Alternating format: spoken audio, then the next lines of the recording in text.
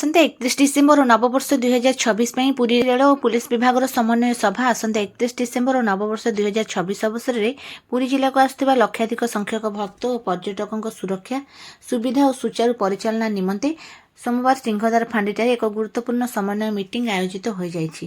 एही मीटिंग को एसपी प्रतीक सिंह अध्यक्षता करथिले। सभारे रेलवे विभाग वरिष्ठ अधिकारी माने जोगदेई आसंता पर्व अवसर में रेलयात्री भिड़, स्टेशन परिचालना, ट्रेन चलाचल, सुरक्षा व्यवस्था और आपातकालीन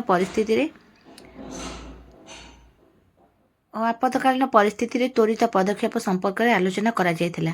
मीटिंग रे पुरी रेल स्टेशन, पुरी सी बीच और मंदिर मुख्य रास्ता गुड़िक भिड़ नियंत्रण, यात्री निर्देशना, सीसीटीवी निरीक्षण, पुलिस रेल संयुक्त पेट्रोलिंग और सूचना आदान प्रदान व्यवस्था को आहरी मजबूत करने नहीं सिद्धांत ग्रहण करा जायछि। एसपी श्री सिंह रेल और पुलिस विभाग मध्य समन्वय रखी भक्त और पर्यटक मानक सुरक्षित सुविधाजनक और निरापद परिवेश प्रदान करने समस्त अधिकारी को आवश्यक निर्देश देथिले।